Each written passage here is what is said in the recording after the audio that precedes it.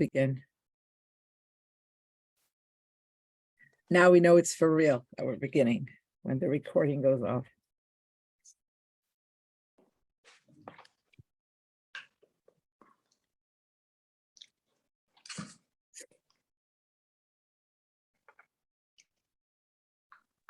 Which pasuk, which Chumash, which Rashi? Actually, yesterday's and today's chitas. So we're going to be, we're in Re'eh, and we're going to start with pasuk Dalet in Perek Yud Beis.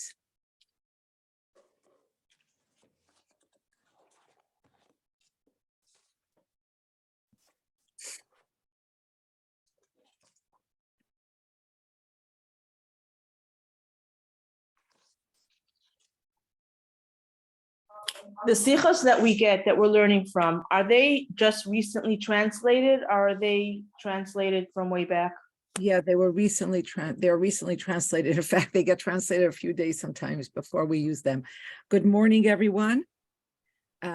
We are learning today, as we have been, in the schos of Refuah Shalema Kreva for Harav Yosef Yitzchak ben Sima Chasya. We're learning a sicha on Parshas Re'eh. And with your permission, we're just going to go through some of the psukim and a few of the Rashis that the Rebbe refers to. And this way we'll kind of we'll position ourselves in a place where it's going to be easier to follow the Sikha. So we're going to look at, we're going to start with Pasuk Dalet in Perek Yud Beis. So it's some of yesterday's Chitas. So, of course, the Parsha begins with Moshe Rabbeinu telling Bnei Yisrael they're going to go into Eretz Yisrael, and Eila Chukim V'Mishpatim Asher Tishmun, this is what I want you to do.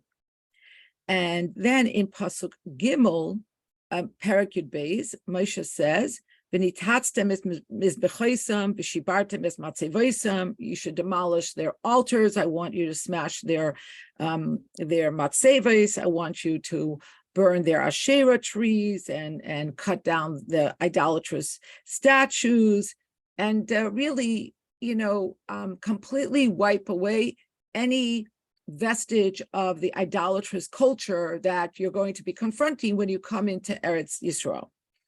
And in Pasuk Dalet, the Pasuk says, Loi sa'asun kein laHashem elikechem.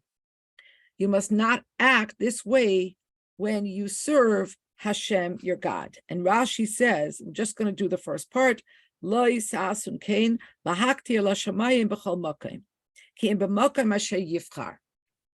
And this is the theme of the Sikha, that Bnei Yisrael would not be able to worship Hashem wherever they feel like doing so, but at certain points in history, they would have to bring their kabbanos only to the place that Hashem chose. And this is said in very clear fashion in Pasuk Hey, Ki im makom asher yivchar Hashem elokechem mikol shavtechem lasum shemoi sham l'shichnai. You must sacrifice rather only in the place which Hashem chooses from among all of the Shvatim to rest His Shechina. Tidrishu vasa shama. You will seek out where Hashem wants to be, and you will come there. Vav v'haveisim shama aleisechem v'zivchechem v'esmasasechem, and you'll bring there your various karbanos to Hashem. And take note that in Pasuk Hey, Rashi says, L'shichnai sidrishu, you'll seek out where Hashem will be dwelling, Zeh Mishkan Shiloi, we'll return to that. And when it says in Pasuk Vav, B'haveisim shama alesechem v'zevchechem, you'll bring your burnt offering, your peace sacrifices, etc. Rashi says that this refers to the Slonim shel Chayva. So when it comes to the karbanos they are absolutely obligated to bring, those will only be able to be brought where Hashem, in the place where Hashem chooses, so that the places in between Shiloh and the Beis Hamikdash and the places before, there were Mishkanais, like we're going to, where there were Ayal Ma'id, and they were able to bring up the kabbanos that were chayva. But when these did not exist, and they brought on bamos, they brought sacrifices in various places that were not chosen by Hashem, there you could only bring a carbon that you brought of your own volition, not a carbon chayva, but like a carbon shlamim, a carbon taida, a carbon that you wanted, I don't know about shlamim, but a carbon taida that you wanted to bring, etc., etc. Okay, so now we're going to just look at one more pasuk for the moment, and that's pasuk tes, continuing in Parakut Beis. And why won't you be able to just bring wherever you want? Because Hashem wants you to bring in a certain place, but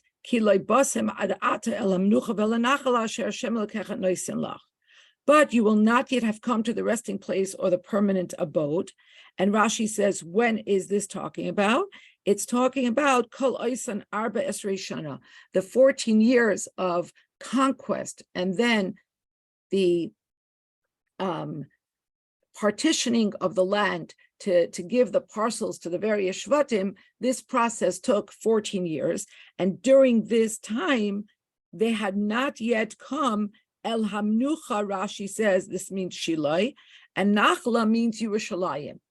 They will not yet have a permanent place where Hashem will rest His Shekhinah, and therefore, during that time, they could bring on Bamais. Okay, so now, and you could see the difference of what they're allowed to bring and what not in Pasuk Ches. Lo yisasun kechol asher anachnu oisim pei hayom. And look at Rashi, Musav Lamaila. This is referring to above. Al ki atem oivim Yarden, for you're crossing over the Yarden. Kishetavru es Yarden miyad mutar matem lahakriv b'bama. Now, Moshe says you can't bring on a bama, but when you cross over the Yarden, immediately you'll be able to. Kol arba esrei shana shel kibush v'chiluk. You'll be able to bring your sacrifices on a bama, a private mizbeach, for the 14 years of conquest and division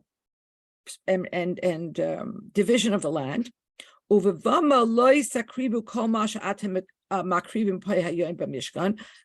on the Bamas, you will not be able to bring everything that you're bringing today in the Mishkan. No, you won't be able to do that. But you will be able to bring, on a Bama, you'll be able to bring a Karban Nedarim and a Karban Nedava. And that's what it means when it says, Ish kol yashar be'enav. Every man, whatever a man sees fit in his eyes. Okay, so those are the psukim, and those are a few snippets from Rashi that will serve us well as a backdrop for today's Sicha. Aleph. B'negei l'chiyuv l'havi u'l'hakriv karbonos b'beis hamikdash dafka. So regarding the obligation to bring karbonos dafka in the Beis Hamikdash or in the Mishkan, v'ha'isor lahakriv michutz lamikdash, and the prohibition on bringing a carbon outside of the Mikdash, hamidubarim b'parshasenu, about which is spoken in our parsha, nimanim b'mishnah, v'alderas b'sifri, hashlavim shahayu bazeh. So the Mishnah, and in like fashion the Sifri, delineate the different stages, the different eras and how this worked. So the Mishnah says, Mishahukam HaMishkan Nesru Habamais. From when the Mishkan was erected, bringing a korban on a private mizbeach was prohibited. Bo legilgal hutru habamais. But after the Mishkan, when they came to the temporary resting place in Gilgal, they were once again permitted to use bamais. Ba'u l'shilai nesru habamais. But once the Mishkan, the bayis, was erected in Shilai, it was once again prohibited to bring karbanos on private altars. And the Mishnah says, V'lo yahaya tikra. And the structure in Shilai did not have a roof, ella beis avanim, but rather it was a structure, it was a house made of stone. V'hi haisa menucha. And this is what the Torah refers to when it says in that pasuk that we just did, pasuk tes, ki lo basem ad ata el hamnucha ve'el hanachala. So the word menucha, resting place, refers to Shilai. But then after, and that was quite a long time, almost 400 years that they were in Shilai, but after that, bo l'noi v'givain, hutru habamais. But then when they had the temporary sanctuaries in Noiv and in Givain, once again, bamais, private altars were permitted. Bo Yerushalayim, when the Beis Hamikdash was erected in Yerushalayim, Nasru habamais v'leihayu lahen oid heter, and once again the bamais were prohibited, and there was no longer any allowance for bringing karbanis on a private altar. V'hi haisa nachala. And this is what the Torah refers to when it says, in that pasuk, basam ad ata el hamnucha ve'el hanachala. So this is what is referred to, Yerushalayim, when the Torah uses the word nachala, your permanent inheritance or abode. Now, the Rebbe says, Miloshen HaMishnah Muvan. So when you look at the terminology of the Mishnah, you understand. The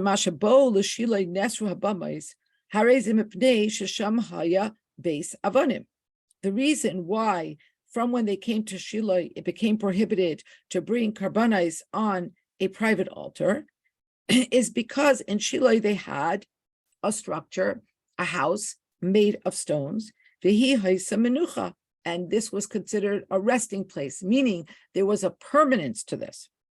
And it was not like in Gilgal, where they did set up a sanctuary, but it was very temporary. It was referred to as Ayal Mayit, as opposed to Shiloh, where it was a structure made out of stone, and that connotes permanence. Ukaloshan HaRambam, and the Rambam, when he refers to Shiloh, he says Nikra Shiloh Bayis. Shiloh was called a bayis, a house, as opposed to an ayel mayed, a tent of meeting. Vitzaret lahavin. The Rebbe says we have to understand. Halei mefurish bekasov. Ki lo yashavti bebayis l'miyayim ha'aleisias b'nei Yisrael mitzrayim ba'ad hayom hazeh ve'eyem mishalech ba'ayel u'b'mishkan.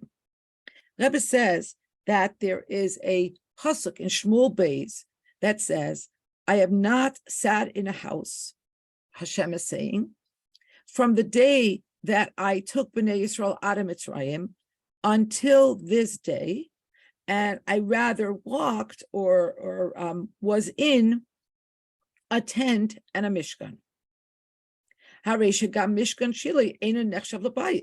So from this pasuk, it's understood that when Hashem is saying, I until the Beis Hamikdash, I didn't have a house. I walked in an ayel and in a mishkan. It seems to be saying that Shiloh was not considered a bayis. It was also considered a form of mishkan, or elala ayel, a mishkan bilvad, or just a tent. So the Rebbe says, "Ubepashtus efshar loymar," but simply speaking, we can explain shahadavar taloi klapi ma hadvarim amurim, that when you look at Shiloh and how it is referred to, whether it is referred to as a bias, granting it permanence and some kind of status more akin to the Beis Hamikdash, or rather, on the other hand, it's referred to as a oihel or a mishkan, the Rebbe says it depends what you're comparing it to. Lagabe oihel moyed hamishkan nechshav Shiloh lebayis. If you're comparing it to the Mishkan, which is also referred to as Ayel Mayed, a tent of meeting, then Shiloh is considered a house, because it wasn't something that was constructed in a way where it was meant to be pulled apart and then once again erected. Okay, so it wasn't like Lego. It was a stone structure. Masha Enkain, on the other hand, Lagabe Beis Hamikdash Yerushalayim, but if you're comparing it to the Beis Hamikdash Yerushalayim, Eina Ela Ayhel, then compared to the Beis Hamikdash, Shiloh can be referred to as a tent. The Rebbe says, okay, avol mizeh sheyesh nafkamina mizeh bedin misuyam isur habamos. But the fact that there's a difference in terms of what you could do lahalacha, and that refers to the allowance or lack thereof of offering karbanos on private altars. Mashma shagam b'mishkan shiloi haya geder shel bayis v'lachein hi haisa menucha. This teaches us that the Mishkan in Shiloi was also, at the end of the day, in the category of bias, and therefore the Torah refers to it as Minucha in this week's Parsha, resting place. And so we have to understand what is the difference between Shiloi and the Beis Hamikdash. Beis. The Yesh Loimer Habir Bazeh. The Rebbe says we might say that the explanation is as follows. Matzinu, we found, Sha'akosuf koila b'loshen achas ashiloi bes Beis Hamikdash b'Yerushalayim. We find that the pasuk brings together, includes in one term both Shiloi and the Beis Hamikdash in Yerushalayim, because the pasuk Hamokim asher yivchar Hashem, which is, if you'll take a look for a minute, in Perek Yud Dalet in our Parsha, Chav Hei,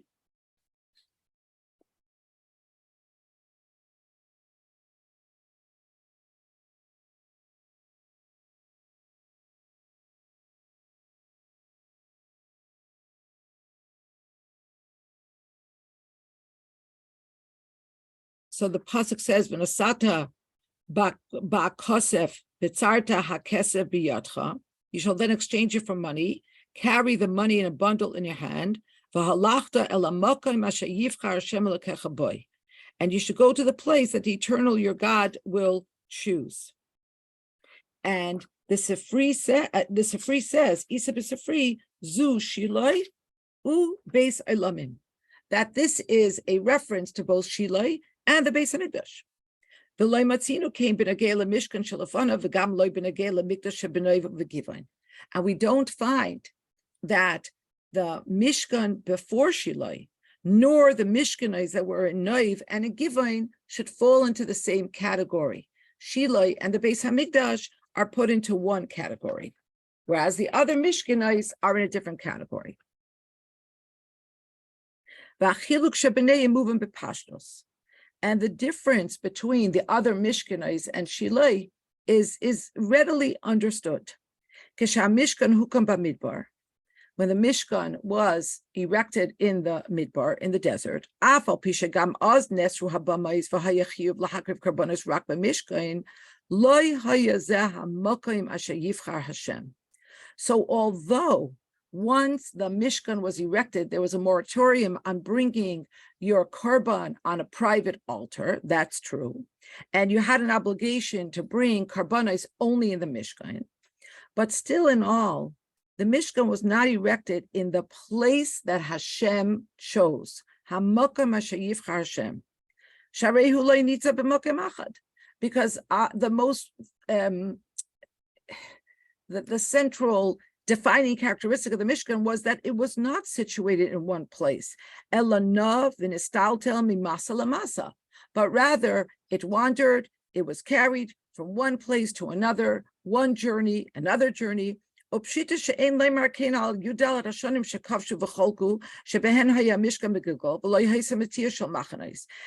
sure, you can't say about the 14 years that Bnei Yisrael spent conquering the land and then dividing it. And during that time, the Mishkan was in Gilgal, but there was no such thing as encampments. So for sure, we can't say that that's Hamokim asher yivchar Hashem. Masha Enkein, in contradistinction, al Shiloi, chola hahagdora hamokim asher yivchar Hashem. But regarding Shiloi, yes, that does get the designation of the place that Hashem chose. Ki haya ze mokim kavua, because Shiloi was a set place. It was a place where the Mishkan stayed.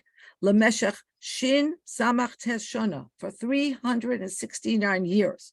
Umemela, and therefore, Haya Bisman Shilai, Isur Lahakri B'Mokim Acher Michutz L'Mishkan Shilai. And therefore, during the time that the house of Hashem was erected in Shilai, there was a prohibition on bringing karbanos in any other place outside of Shilai. And for this reason, the structure there was made of stone. In other words, it was made of something that connotes permanence. V'nikra b'shem bayis, and it's not called a mishkan, it's not called a ayamayid, it's called a bayis. Ki bazeh bali debitoy inyan shel kfiyas makayim. Because when you say you're setting up a house, when you make a stone structure, you're broadcasting that this is kfiyus, that this is set, that you're setting this down. You're not. This is not going to be transitory. This is not going to be transient. Gimel. Al pizeh yesh levar achiluk shebein halimudim beinyan heter abama shahaya k'shenichnesu la'aretz uba legilgul ubein heter abama shahaya la'achri shecharva shiloi uboi lenoi v'givan. And now we're in a position to understand the difference between what we are taught regarding the permissibility of using private altars when they came into the land and they came to Gilgal, and later the permissibility of using private altars after Shilai was destroyed and they came to Noiv and to Givain. Ubeloshin HaRambam, and in the words of the Rambam, the fisha miyayim shepasku hamachanois v'nichnesu la'aretz v'hu hazman shebou legilgal nistalka mitzvahs loisa seizu. Because from the day that they seized the encampments, the very specific way in which the Jews encamped when they were traveling, v'nichnesu la'aretz, and they came into Eretz Yisrael, and this was the time that they came to Gilgal. And during this time, the negative prohibition, the mitzvah loisa say, nistalka, it was lifted, it went away. The nishar mutar, and what remained was license. Shakol misha, right? Lahakriv b'bama makriv kimoy shahaya kaidem mishkan. That anybody that wants to bring a sacrifice on a private altar can do that, just like before the Mishkan was erected. Now, heter ha'akrava da'az, the permissibility to bring a korban on a private altar of that time, ba b'derech memela, it kind of happened by default. Dekivan she'ein kan machanois, because there was no longer encampments, have a kidemi kara koidem hakamas mishkan. So it's like it was to begin with. We revert back to how it was before the Mishkan was ever constructed in the first place, the very first Mishkan. Masha enke, but in contradistinction, laheter hakrava b'bamash la'achris ma Mishkan shiloi. But when it comes to the permissibility, the license to bring a korban on a private altar after shiloi, nidrash limud miyuchad. For this, you can't just like coast on the default. You actually need to find a particular teaching in the Torah that allows you to do that. And like the Gemara explains from the pasuk that we have looked at in our parsha, so the Gemara says in these words, Ela menucha zu Shiloi, nachala zu Yerushalayim. Okay, this we know, and Rashi taught us. Lama cholkan hakasuv. Why did the pasuk have to delineate both? El hamnucha el nachala, because we know, right, that there's no extraneous verbiage in the Torah, so why do we need both? Kedei litain heter bein zeh lazeh. The reason they're delineated separately is to allow for the heter, for the license to bring karbanos on bamais between these two. V'hainu sheyitzarech beheter miyuchad lazeh. This means that once there was the bias in Shiloi, and there was this permanent structure constructed, it's not so simple to revert back to the default of before the first Mishkan, when you could bring a korban on a bama. And therefore, we have to have specific license and limud from the Torah in order to do this. And the Rebbe says, and what do we learn from the Gemara saying that it says in order to give us permission between these two times, between Shilai and the Beis Hamikdash to bring up karbanos? Why do we need this? Because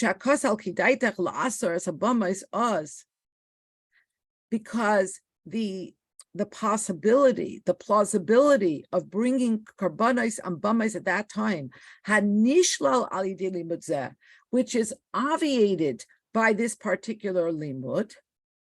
Okay, let's look after the brackets for a minute.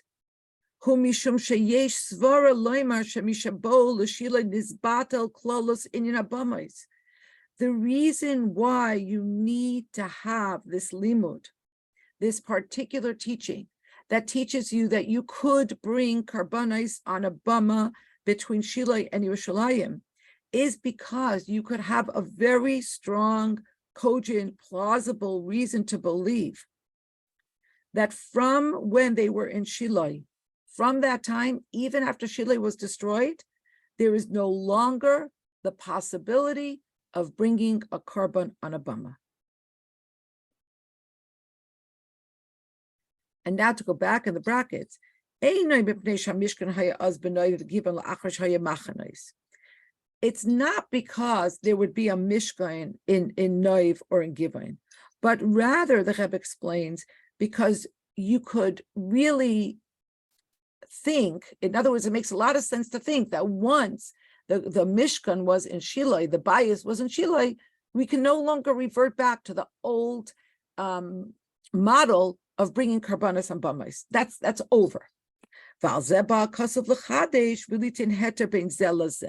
Therefore, the pasuk in our parsha has to come. And what is the novelty?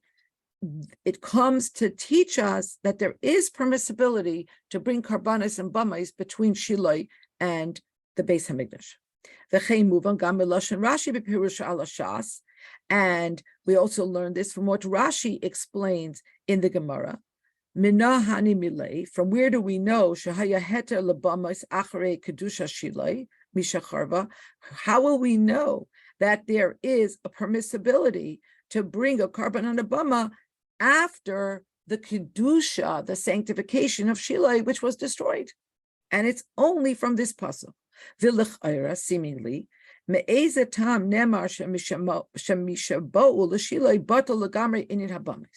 now the Rebbe says, wait a minute, what should be the reason that we should say that from when the Jews had Shilai, after that you can no longer bring a korban on bamais?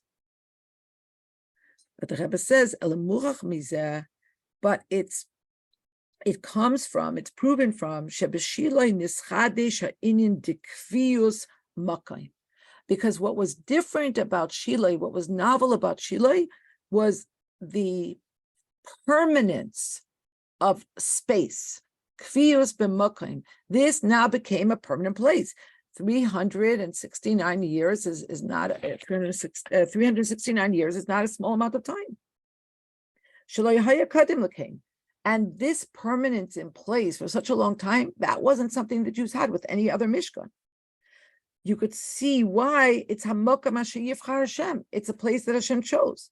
V'zeh tell us in abamais. And so this nullified the idea of being able to bring karbanos on a private altar, on a bama. But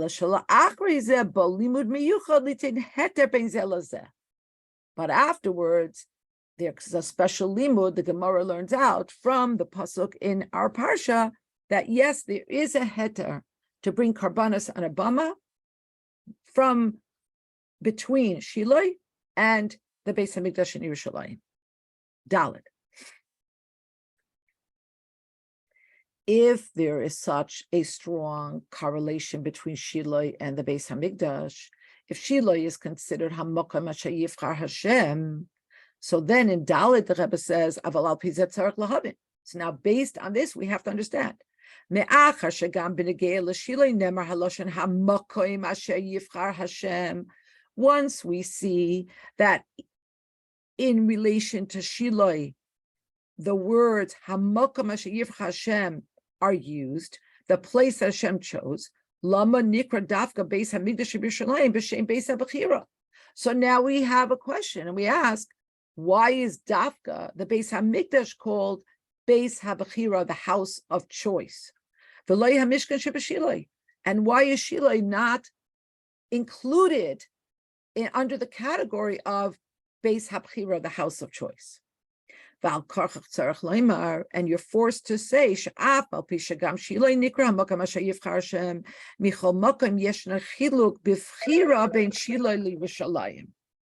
we're forced to say that although it's true that Shiloi is called the place that Hashem chose, but there is a difference in the choice between Shiloi and Yerushalayim. And now the Rebbe is going to take us into that difference. The Yuvan Zeh, and we'll understand this, Bahaktim Chilukei Halshonis Beparshasenu B'Nageh Lechiyuv HaHakrava B'Bayis. And we're going to understand the difference vis-a-vis the choosing of Shiloi and the choosing of the Beis Hamikdash in Yerushalayim by looking very carefully and critically at the terminology regarding the obligation to bring karbanos in the house of Hashem in our parsha. So now please take a look at Pasuk Hey in Perek Yud Beis. This is the Pasuk that the Rebbe is going to look at now first. B'tchila, Nemar B'kasov. So first the Pasuk says, Lo isasun kein laHashem elikechem. Dahainu kaperish Rashi lahakdir lashamayim b'chol makom. That was pasuk Dalet. And then the Torah continues. This is pasuk Hey. Ki em el hamakom asher yivchar Hashem elikechem mikol shivtechem lasum eshemay sham. And now l'shichnai Tidrishu uvasa shama, and then pasuk vav vavesim shama elasechem. So the Rebbe says like this: Ula'achrei ze nemar, and after this, what does the Torah say? Vavartem es hayardim beiniach lahem v'hayamakam asher yivchar Hashem lekechem by l'shakein shmoi shama, l'shakein sham shama taviu es kol asher anochi mitzabe. Okay. And the Rebbe says, "Umuvor b'sifri, v'hevi zayis Rashi b'pirushay al Torah." The Sifri explains, and Rashi explains, "Sha'kasuv harishayin," that the first pasuk Hey, Amor le'inyan Shiloi, is speaking about Shiloi, and the second pasuk, which is the first pasuk of today's Chitas, again Perek Yud Beis, pasuk Yud Aleph. Amorle in Yerushalayim. So in pasuk Yud Aleph, v'haya mokam asher yivchar Hashem lekechem boy l'shakin shmoi sham shama taviu es kol asher anochi mitzav eschem. This is talking about Yerushalayim. So we have two different psukim, and the Rebbe is going to look very carefully at the difference in how they speak about karbanos, and then this is going to help us understand the difference in the choice of Shiloi and Yerushalayim. And the Rebbe says, "Ubein ksuvim elu yeshnoi chiluk noisaf." So, in addition to the fact that the first is talking about Shiloi and the second is talking about Yerushalayim, but there's another important distinction. Bakasuv harishain hahadgasha hahaschalahi halah adam hagavra vehevesim shama oilesechem. Okay, look back to Yud Beis Vav. In Yud Beis Vav, the pasuk begins with the subject of the pasuk is the person. Vahavesem shama, you shall bring there. In halachic terminology, This is called the gavra. It's talking about what the person has to do. V'havesem shama oilesechem. Okay, now compare and contrast that to pasuk Yud Aleph. Masha Ein came but pasuk Hasheni in pasuk Yud Aleph, the second pasuk, hahadgasha v'haschala, what is underscored, and the beginning of the pasuk is alamokim. It begins with talking v'haya hamokim asher yivchar Hashem Elokeichem. So in the pasuk that's referring to Shilai, it talks about the gavra. It focuses on, the subject is the havesem, you will bring. In pasuk Yud Aleph, which is talking about Yerushalayim, the subject is v'haya hamokim asher yivchar Hashem. The focus is on the place that Hashem will choose. Shama taviu es kol asher anechi mitzaveschem. Over there, you should bring all the karbanos that I command upon you. V'yesh loymar, and we might say shahadavar novea michiluk kloli shebin ksuvim elu. That this distinction, this differentiation in the focus, in the subject of the pasuk, flows from the general difference between these two psukim. B'psukim shebetchilas ha'inyan b'tarei mevora isar lo'isasum chen l'Hashem Elokeichem lahaktir l'shamayim b'chol makom. When the Torah begins this discussion, it begins with bringing us the prohibition on doing what the other nations were doing in that land. They were offering incense in any place they wanted. And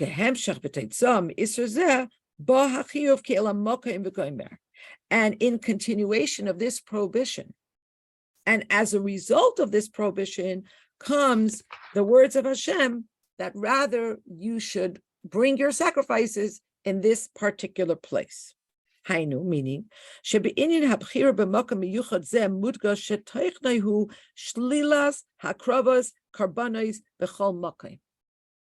The Rebbe says the underlying choice of that place was obviating the bringing of karbanos wherever you wanted to. So Hashem says you can't bring karbanos wherever you want. I'm going to delineate one particular place. You're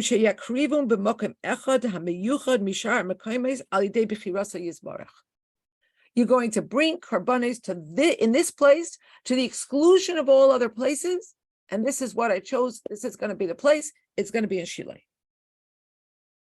Masha came because of Hasheni, but in contrast, in the second pasuk, which is talking about Yerushalayim, it begins from a very different point of departure. It begins from the positive place. There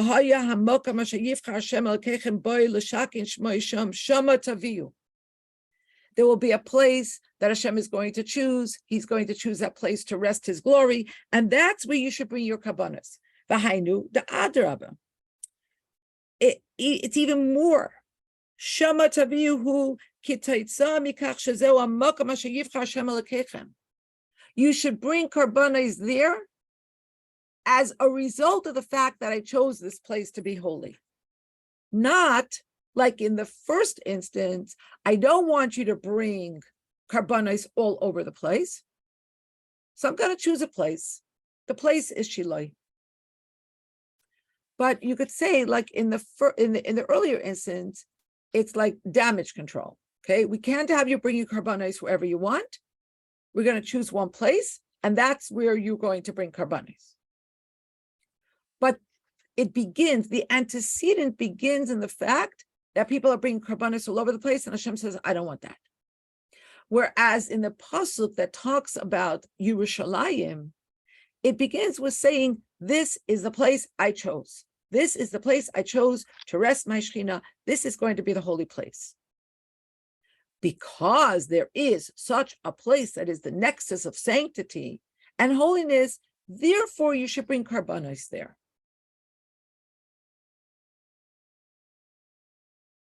Hey, we'll move on mizah, and we understand from this. It's true. It's true that Shilai was also chosen.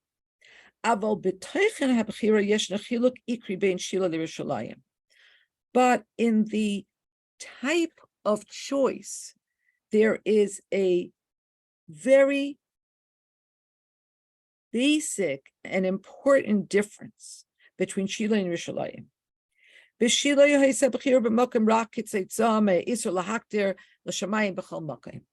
Choosing Shilai was an outgrowth of the fact that Hashem did not want them to bring karbanos in any place, wherever they want. So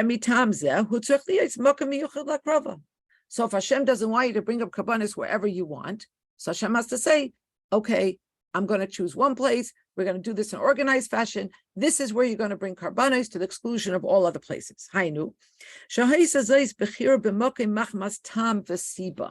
Okay, this is really the clincher.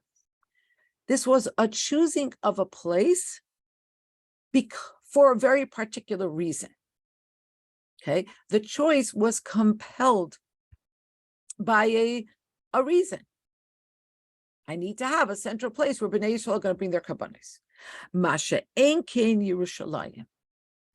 But this is not the case when it comes to Yerushalayim. In stark contradistinction, Yerushalayim hu hamakom shebachar by Hashem loy machmastam ela lihiyasei makom hashra shchinasa yizbarach.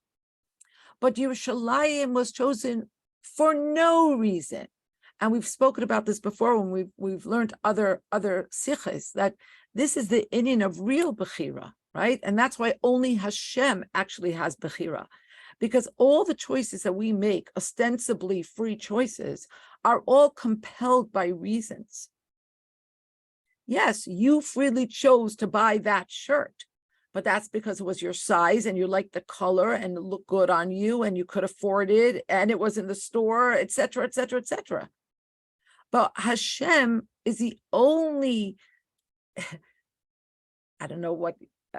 only Hashem can make choices that are completely unencumbered, that are completely unimpeded. And this then is the nature of true choice. And Yerushalayim, the Rebbe says, is an example of this. Wasn't chosen for any reason. But Hashem chose it, liyosei makom hashrash chinasa yizbarach. Umemela. And once Hashem chose it as an outgrowth of Hashem choosing it, zeu gam ken hamakom sheba tzricha liyos hakravas hakabanos shama taviyu. Once it's chosen as a holy place, for that reason you have to bring the karbanos. Whereas Shilai did not have inherent chosenness. Pragmatically, you could say, quote unquote, Hashem needed to have one central place where the karbanos would be brought, and that place was Shilai. And yes, Hashem chose Shilai and not Mitzpeh Ramon, but there wasn't this idea of mamish bechira, which is unimpeded by any external reasons at all. Bisignon acher, to say this a little bit differently, habechira b'Shilai haisa l'tzarech b'nei Yisrael. Choosing Shilai was necessary because Bnei Yisrael needed a place to bring karbanos. Kidei sheyeh lehem makom miyuchad lakrava, v'lo b'chol makom k'mei shehaya kaidom hazeh b'zman heter bamis. Because the Eibusher no longer wanted them to bring karbanos everywhere else, like was possible when you were allowed to bring on private altars. So Bnei Yisrael needed a place. So Hashem chose Shilai. Masha enkin habechira b'Yerushalayim, but choosing Yerushalayim haisa mitzad HaKadosh Baruch Hu kavyachol. But this was not compelled by any need. It wasn't propelled by any agenda. Shehu yizbarach bachar kavyachol makam l'shchinasai zois menuchasi adei ad. But it was rather Hashem chose this place, and this is where I will rest forever and ever. We're going to get to that, Orit. Vav. Min hachiluk ba'ofen habechira shebein Shilai Yerushalayim,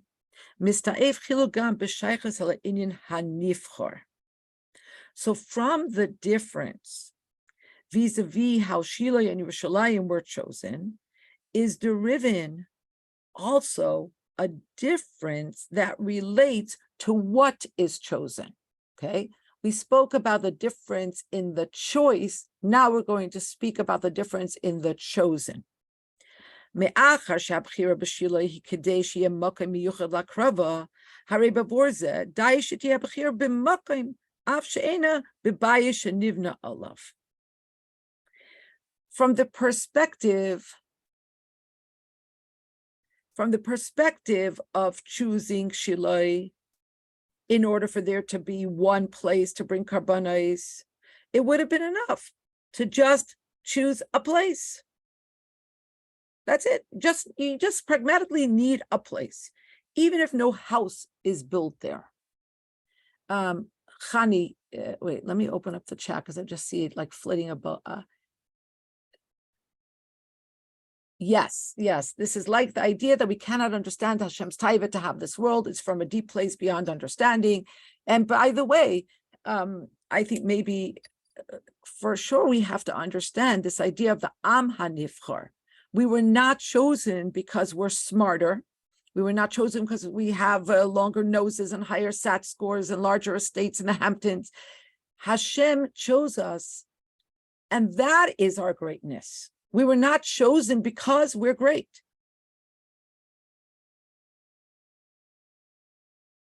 So now the Rebbe says, regarding the difference, so Shiloi was chosen because there needs to be a place where all of Bnei Yisrael will come and bring karbanos.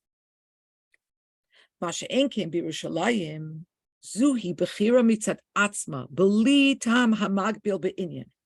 But the chosenness of Yerushalayim is an essential chosenness, not compelled or propelled or forced by any reason, and therefore it's b'li tam hamagbil. When you choose something for a particular reason, then there are ipso facto going to be limitations, clauses that come along with it. So let's say you choose a place because it's beautiful, and then there's destruction there, and the place becomes a churban, and it's not beautiful anymore. So you're out of there, you're bouncing, because you chose it for a reason, and every reason comes with limitation. But Yerushalayim was not chosen for any reason. And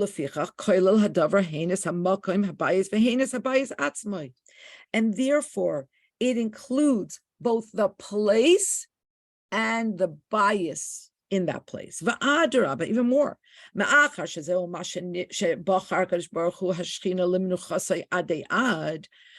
we understand that the Eibusher chose this place for his resting forever, move on. Shahamenucha bepoel nasis al yidei habayis vehevi gufahu v'habayis gufahu by base habachira, and we understand that the ultimate resting, as it were, of Hashem's presence practically manifests in the house, and therefore we call that house base habachira, because it's the house that kind of brings the choice to fruition. And this too can be seen and is underscored in the differences of the terminologies in the two psukim that we're looking at.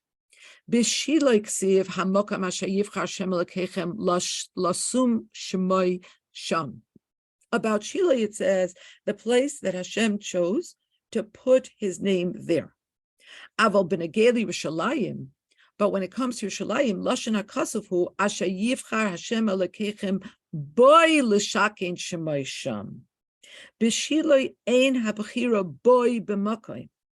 In Shiloi, Hashem didn't choose that place. Ella lasum shemay. He needed a place. He needed a place to rest his name, to put his name.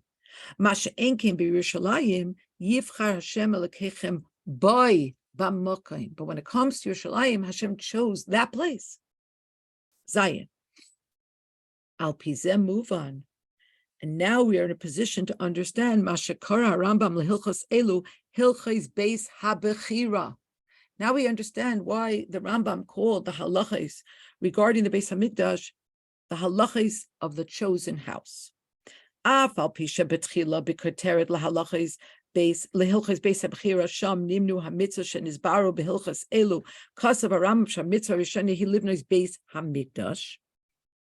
Even though in the heading that comes before the Hilchas Beis HaBechira, where are enumerated the mitzvahs that are going to be explained in this section, there the Rambam says that the first mitzvah is to build the Beis HaMikdash, v'loi Beis HaBechira. And he doesn't use the terminology Beis HaBechira. He uses the terminology Beis HaMikdash.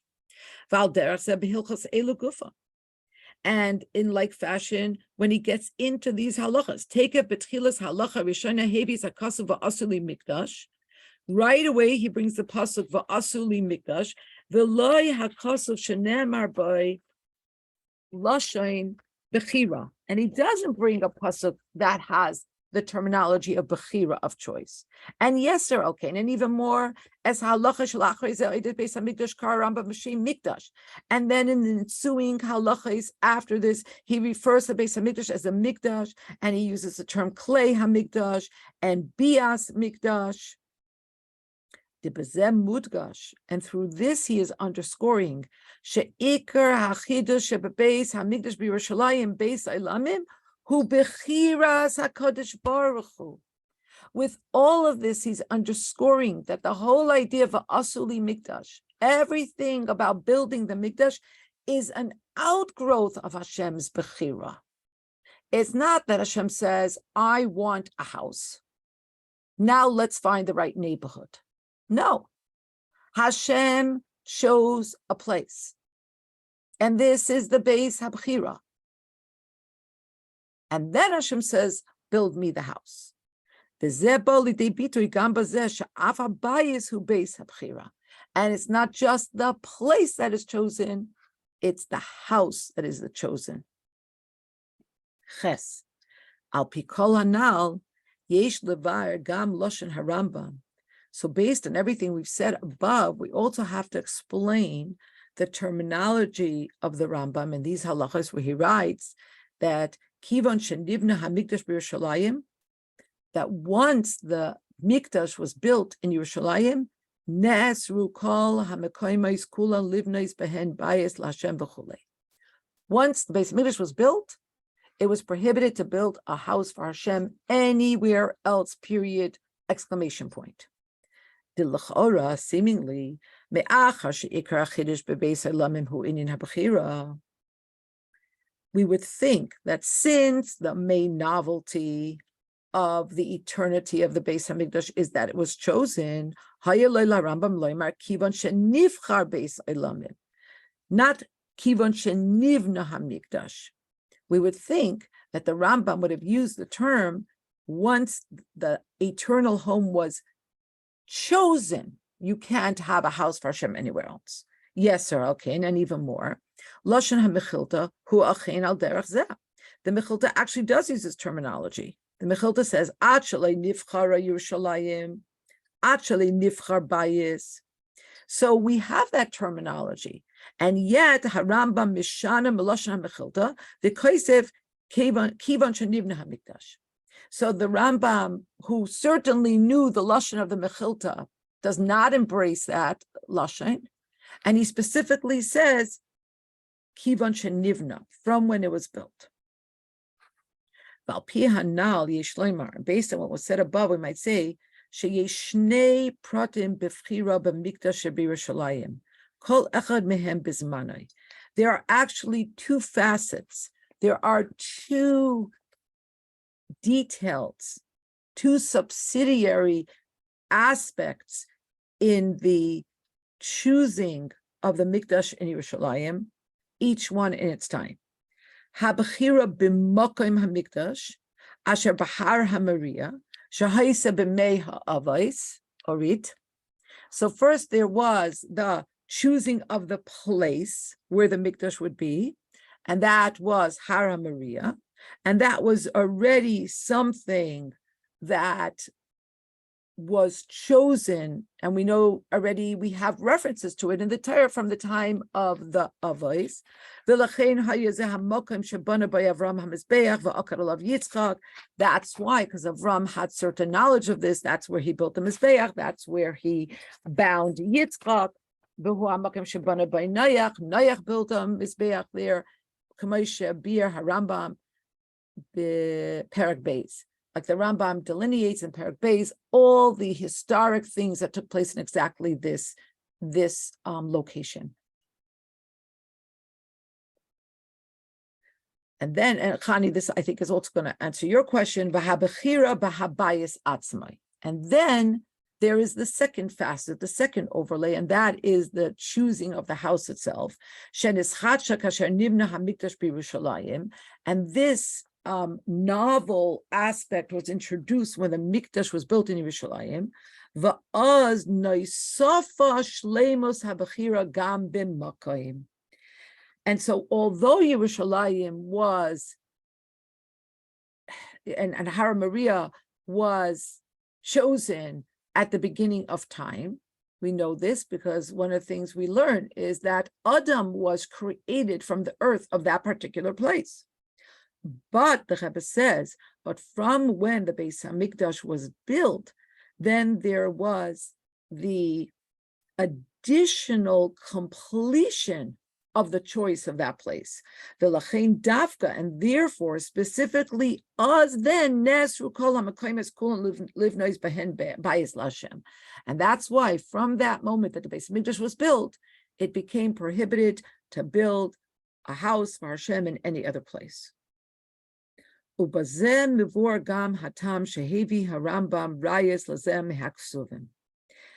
we understand why the Rambam brings proof texts, citations from the Ksuvim, not from the Torah.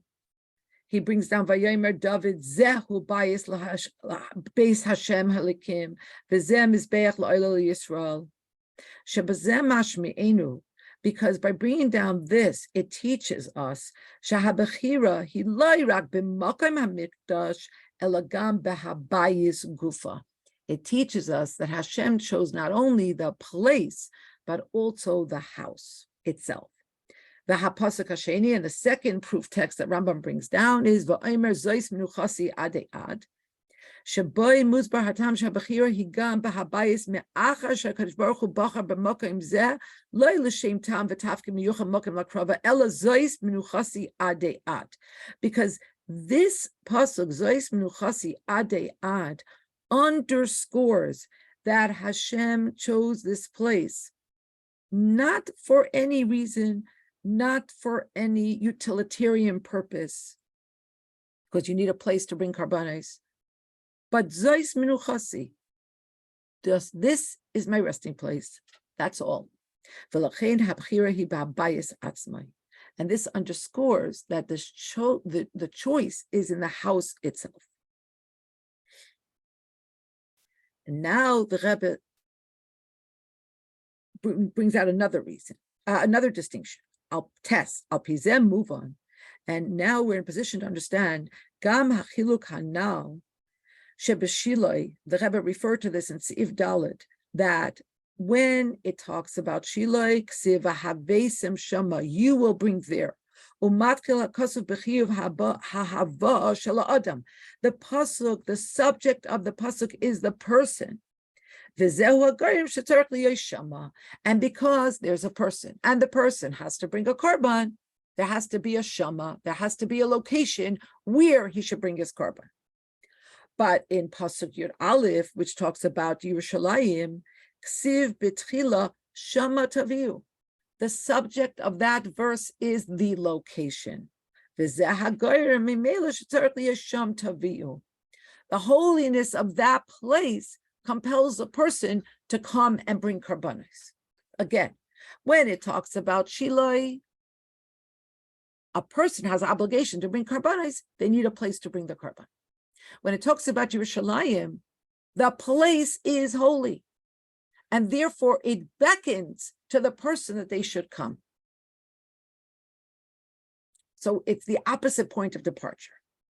Hachiyuv lahakriv karbanis b'shiloi dafka b'zman mishkan shiloi hu chiyuv gavra. The obligation to bring karbanis and to do so dafka specifically in Shiloi when the Mishkan was standing there is an obligation that devolves on the person, on the gavra. Because Bnei Yisrael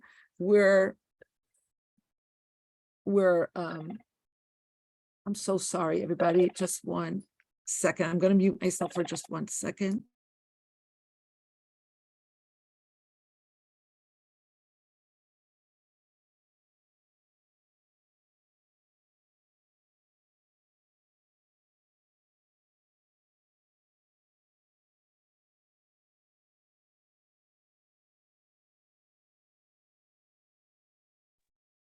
I'm so sorry.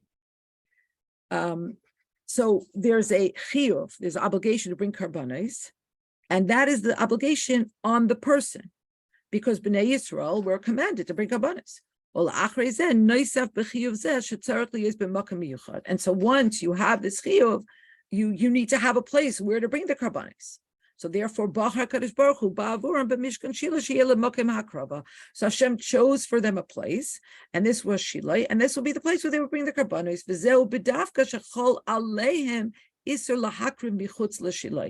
And this is because they have a prohibition of bringing karbanos anywhere else. But when it comes to Yerushalayim,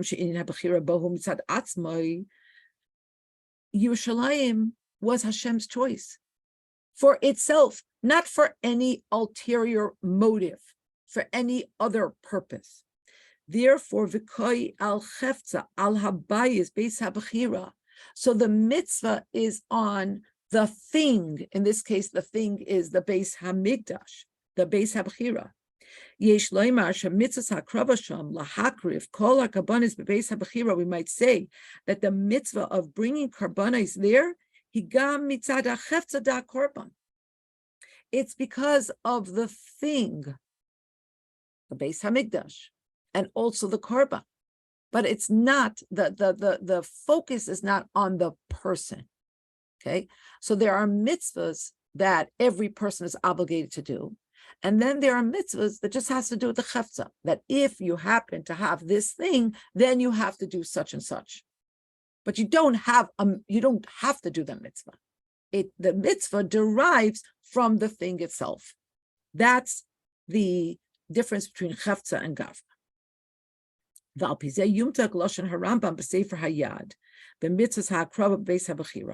And so through this will become more readily understood. The Rebbe uses the term yumtak, it will be sweetened. The terminology that the Rambam uses in his Mishnah Torah, the mitzvahs ha'akrava b'beis habachira, when he speaks about the mitzvah to bring karbanos in the chosen house in the Beis Hamikdash, shaloi pasach b'chiyuv ha'adam. The Rambam does not begin his treatment of the obligation to bring karbanos with a person's obligation. Mitzvahs ase lahakriv kol hakarbanos b'beis habachira. That's not how he starts. That it's a positive commandment to bring all the karbanos in the chosen house. No, he starts like this. He starts with the karbanos. He says, kol karbanos kulam, all the karbanos, mitzvah aseh lahakriv bebeis habchira. He doesn't begin with a mitzvah for a person to bring karbanos. He begins with the fact that karbanos have to be brought in the beis habchira.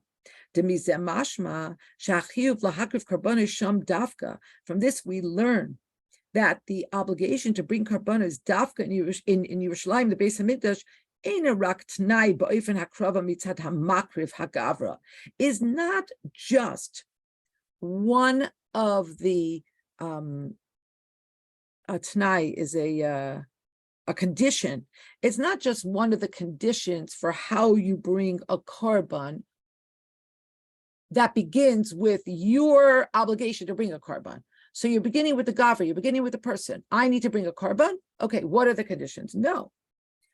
But actually, through his terminology, the Rambam is alluding who gam mitzada karbana is a chefza, but that this clause, as it were, this t'nai, this I'm blanking again on the word tonight. This condition flows not from the person's obligation, but it flows from the korban. It flows from the place. We might say that this is because of the reason that we gave above. Because once there's a place that Hashem has chosen, a house that Hashem has chosen, a place that Hashem is going to rest his Shechina,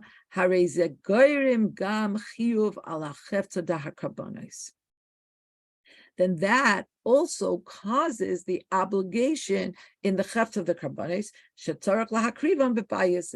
that you have to bring them in this house. So the obligation flows from the house and also spills over to the karbanis, rather than the obligation beginning with the person. And then you say, okay, where should the person do this mitzvah? That is the sicha for today. I'm just wondering about us davening nowadays in the place of karbanos. So if there isn't, like, how does that fit in?